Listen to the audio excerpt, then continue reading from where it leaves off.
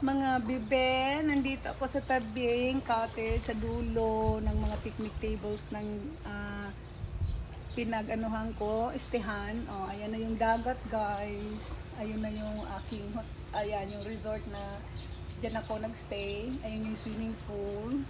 Ayan yung kulay ng buildings dito. Mayroon pa yan dito sa kabilang side kasi dyan ako sa side na yan nakastay. Oh, ang linaw ng tubig, guys. Oh, tara swimming tayo. Malalim, hindi ko abot. Kaya may tali pa yung hagdan, oh. Kasi super lalim daw yan. Ang ganda ng dagat, ang linaw, oh. Oh, di ba? Ang ganda-ganda. Ay, ang sarap ng hangin. Sariwang-sariwa. Alam na alam mo, okay lang kahit medyo malagkit ang hangin sa tabing dagat. Ganun talaga. But, in general, happy ang inyong bebe! Tara sama tayo! Dali, samahan niyo ako.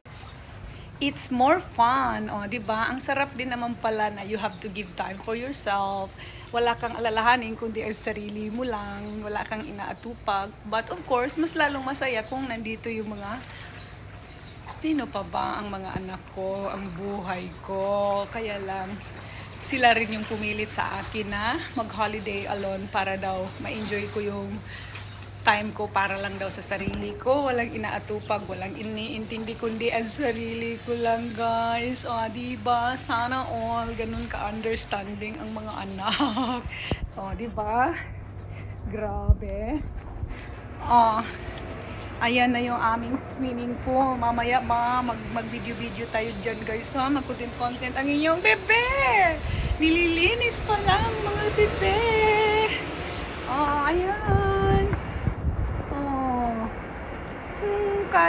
Sama kayo.